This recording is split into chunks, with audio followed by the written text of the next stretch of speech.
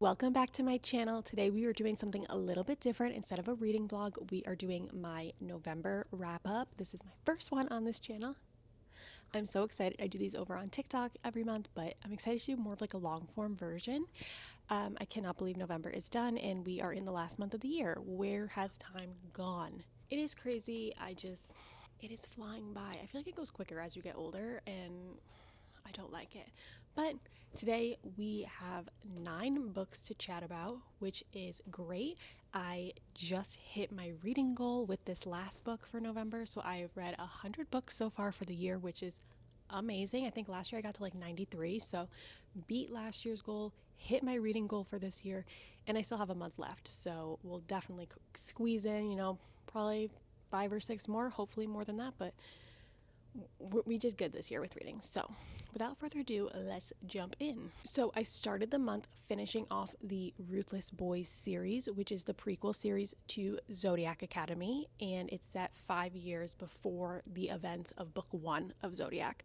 I think I may have been finishing the last book in my first reading vlog video, so you probably got my thoughts there, but overall I just really did not love this series. I am following a reading order I found on TikTok for Zodiac Academy, and it said after Zodiac Academy book 3, The Reckoning, to pause and read the prequel series. So I was just following along, and I have such a hard time DNFing things, especially in a series. In October I read the first 3 books of the series. There's 5 in Ruthless Boys, and honestly, like after book 1 I really did not like it. And I posted a TikTok and everyone was saying you have to stick through because you get the background of these characters that are then going to appear in Zodiac Academy. So I pushed through, and honestly I wish I didn't, because the series just was not for me. It's one of those reverse harem or a you choose, whatever way you like to talk about the trope books, which is just not my favorite. Like, I just like to have one love interest that I'm rooting for, not 4, which this book had, or the series had, I should say. And I really just didn't love our female main character. And it was the same plot we were going over for all 5 books. So the mystery is introduced at the beginning of book 1 and it is not solved until book 5. And these books are like 700 pages. So was not my favorite, but these 2 specifically, and I have my phone looking down so I can be able to read the titles and my ratings. But we started November off with book 4, which was Broken Fae, and I gave it 3 stars. Honestly, I think I gave almost every book. I know I gave books 1 through 3 stars as well. Yeah, I could not tell you really what was happening in this book, to be honest. All of them kind of blended together, and if you follow me on TikTok, you definitely saw my recaps of each of the books. They were not plot heavy. They were very much romance focused. It was a lot of spice scenes, and the plot was just kind of sprinkled through, and so there wasn't a lot of things happening or being uncovered in each book, which I did not like. Then I jumped right into the last book, which was Warrior Fae. I gave this one 4 stars. This one I liked the most of the series because everything was being wrapped up. This one I felt like was way more plot driven. There was only a handful of spicy scenes, which I was fine with. Like, I can handle a couple, but when it was like 70% of the book, I was like, okay, why am I reading 700 pages of this? So this one I liked the most because we actually got answers to our questions and we were actually doing stuff with the characters, not just like watching them in the bedroom. It had a really long epilogue though. Like, it was like 6 months later, 3 years later, 16 years later. Like, we got a really long epilogue. But yeah, honestly, my only thoughts after these 2 books was, thank God I finished this. I would never read the series again if I did a reread of Zodiac Academy. And my recommendation to you is, if you are doing the same reading order and you get to Dark Fae, and by the end of it you are like, I do not like any of this, I do not like the main trope, I would honestly say do not read books 2, 3, and 4. Just read a little description of them so you can get the backstory of, like, you get more about each of the guys, so you can get like their little backstories and how they all kind of like got into their relationships, and then read book 5. Definitely read 5 because it was super plot heavy, and that's when all the questions that are introduced in book 1 get answered in book 5. So that's how I would do it. So then once I finished that, I like desperately wanted to get back to Zodiac Academy to be reunited with my favorite characters and like to make reading that prequel series worth it. But then I had to read books for the podcast, and this is definitely in my first reading vlog. We read 2 Christmas books. So it started off with How My Neighbor Stole Christmas by Meghan Quinn. This I gave a 4.75, so very close to being perfect, but there was just like a couple things that kind of annoyed me that I just didn't feel like was a full 5-star.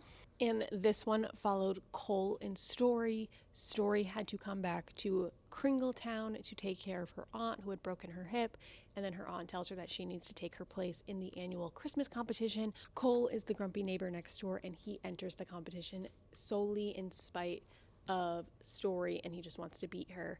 And you get to see them go through all these like different competitions as they also start to build a relationship, and it was so freaking funny. If you want to read a really good Christmas book, a really good romance book, but also just laugh out loud the entire time, this is the book for you. It's on Kindle Unlimited. I could not recommend it enough. It is probably my favorite holiday book I have read in a really long time. Then I read The Christmas Tree Farm by Laurie Gilmore. I gave this one 3 stars. It is part of the Dream Harbor series, so this is the 3rd book in the series. The first one is The Pumpkin Spice Cafe. The second one is The Cinnamon Bun Bookstore. And then now we have this one, The Christmas Tree Farm. And then this one follows Bennett and Kira. They are both like out-of-towners that are in the town. So Bennett is Jeannie's brother, and Jeannie is the main character from the Pumpkin Spice Cafe. She owns the cafe. He's in town visiting her for the holidays. Kira has moved to the town from Georgia as a way to like get away from her family, and has recently purchased the Christmas Tree Farm in town. They become friends, and eventually it turns into a relationship. And if you've read the first 2, it follows pretty much the same exact formula of those.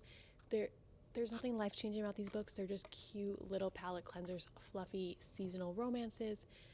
Nothing, oh my god, gonna blow your socks off, but a quick read if you're just looking for something light and cute. Very much Hallmark vibes, if I had to like compare it to something. And those books are included in my first reading vlog. We also did a podcast episode on it, which is out, so I will link those down below if you want to see me vlogging it and my real-time reactions to the books, or if you want to see us deep diving our thoughts on the podcast. And Meg is on that with me, and she gives her thoughts, so I'll link those down below for you. Then I had a little bit of time before I had to read the next books for the podcast, so I was able to go back to Zodiac Academy, and I read Zodiac Academy book 4, which is Shadow Princess. Oh my god.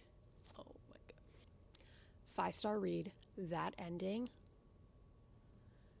I don't want to say too much because it's in the middle of a series and I don't want to spoil things, but I also have a reading vlog which includes spoilers that you can watch. I'll link that one as well.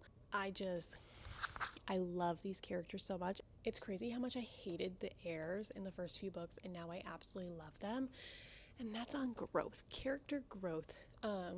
I'm really glad we're away from like the bully romance that the first 2 books are. If you're wanting to read Zodiac Academy, definitely push through books 1 and 2.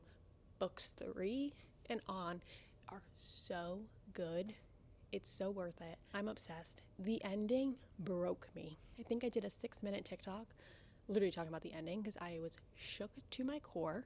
If you know, you know. That one character, I needed to make sure that what I thought happened didn't actually happen, okay? And that's all I'm gonna say about that. Also, the whole like mates of it all, don't even get me started.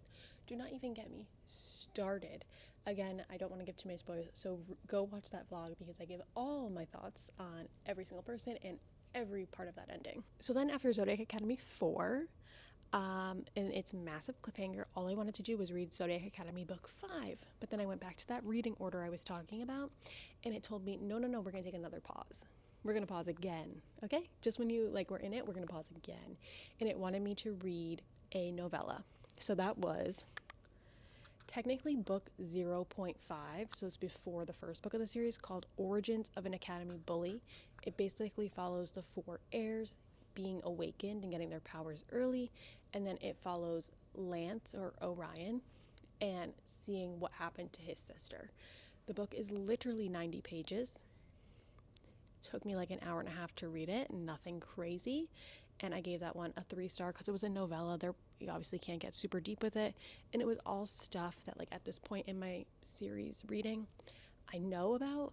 It was just some extra bonus content about the characters. Also have a reading vlog on that one if you want to see. Then after that book, I did have to pause to read 2 books for the second podcast episode. Thankfully, we are done with like our book club type episodes where we have to read books and deep dive them. Our next episode is going to be like a year-end wrap-up, and then we'll be in 2025 where we'll be talking about like Onyx Storm and stuff like that, which I'll already be reading. So I will get a little bit more time with my TBR, which will be nice. But we read 2 Rebecca Yarros' books. One because she had a new release coming out, and 2 we're like trying to get excited and prep for Onyx Storm. So first one we read was Variation, or I should say the first one I read was Variation, and I have a reading vlog on this one as well that you can go and watch. I gave this one 3.5 stars. It follows Allie and Hudson. Allie is a professional ballerina. Hudson is a Coast Guard rescue swimmer. They met when they were younger, during like while Allie's family was summering in Cape Cod. And they've kind of had this weird like 10-year history on and off. Allie then gets injured in a dance performance and is back in Cape Cod in her summer home rehabbing. Hudson happens to be stationed in Cape Cod, and Hudson's niece kind of comes up with a plan to bring them back together. So this one had some fake dating in it. Okay, I have no clue where I left off because I was so rudely interrupted. But yeah, 3.5 for Variation. Honestly, it was a good book. It's a good romance book. It's just on the longer side. I do not mind a longer romance book as long as you have something to say. And this one felt really drawn out. There's a lot of chapters that I think could have been cut. The first 20% was so slow to get through. And honestly, if it wasn't for the podcast, I probably would have DNF'd it just because like I was not in the mood to be reading it. It is extremely dance heavy as well. I grew up competitive dancing, so I understood all the technical terms. I understood like the culture of the dance world. If you do not understand that or you don't have an interest in it, I do not think you would like this book because it is very heavy on that. And there's not much about the Coast Guard, honestly. I wish we got a little bit more of that because I find that interesting. Also, there was a million characters in this book.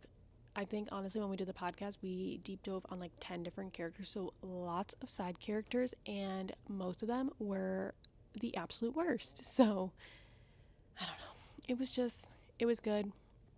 Not my favorite book from her. I definitely would recommend others over this one. Then after Variation, I read In the Likely Event. I know I'm so late to this. Another one, 4.75 stars. There is a reading vlog on that. I don't know if it'll be up yet when this video goes up. It might be the next video, but there will be a reading vlog. 4.75 only because I just feel like at the end I was expecting a little bit more. I don't want to give a spoiler away of like what happens in the ending, but definitely watch the reading vlog. I go into like why I gave it that rating, but such a good book. I binged it in less than 24 hours. Compared to Variation, this one had like no characters. It was like 2 main characters and then like a couple side ones, but they weren't super important, so you really got to like dive into the emotional connection of the 2 main characters. I absolutely love it. This one followed Izzy and Nate. They met originally because they were seated next to each other on a plane, and the plane ended up crashing, and then you follow them over the next 10 years of their life of how they kind of keep intersecting and coming back into each other's lives and crossing paths. And it was just such a touching story. It has a dual timeline, so you're getting like flashbacks to the past, like different meetings that they've had, and then the present timeline where Izzy now works in politics. She's a political aide, and she has been sent over to Afghanistan to do some like PR stuff for the war effort. Nate is a special forces officer, I guess is what we'll call him, and he has been given orders to like take Izzy around for all of these visits and has to protect her. So they are in like war zone Afghanistan in the present time. And it was so good. Rebecca did a fantastic job really painting a picture for what a war zone area looks like. That is literally is a life or death situation. The country is like falling all around them. Like you really felt the anxiety of being in that situation. This book I think was like 350 pages, perfect length, perfect pacing, perfect use of a dual timeline. I absolutely loved it, and if you have not read it, please go read this. And then the last book I read this month was I went back to Zodiac Academy, and again, part of that reading order, it told me I needed to read Zodiac Academy 1.5, which is The Awakening as Told by the Boys. Basically, it's a retelling of book 1 from the perspective of the heirs and Lance. I gave it 3 stars because honestly, book 1 is not my favorite out of all of the series. You also don't learn anything new in this book. It was just like 500 pages of extra content because things that were revealed in this book you have learned already from books 2, 3, and 4. about like the motives behind some of the actions that the heirs took, so I didn't feel like anything was like, oh my god, this is like new information to me.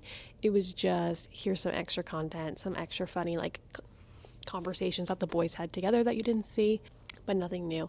Honestly, I don't really love a retelling. Like, if I think back, like, the one that comes to mind first is Midnight Sun, where it's basically Twilight just from Edward's perspective. It's cool as a fan of the series to just get more content and just see a different POV, but I don't think it's ever necessary for a series because you're not learning anything new, you know? So 3 stars because I don't think it was super necessary, and honestly it just delayed me from getting to Zodiac Academy 5 to find out if what happened at the end of 4 actually happened, you know? So yeah, pretty good reading month. We had just Christmas, romance, and fantasy books is pretty much all it was. I did not do a reading vlog, by the way, on Zodiac Academy 1.5. I was going to, but then I was like, honestly, I didn't have this channel when I read book 1. So like, oh, that could be interesting. But then I was like, there's not going to be any interesting takes I'm going to have because it's all stuff I've already read before. So nothing's like going to be shocking to me. So decided not to do a vlog on that. So this is my only thoughts on it that you're going to get. But yeah, that book put me at my 100 books for the year. So that was exciting.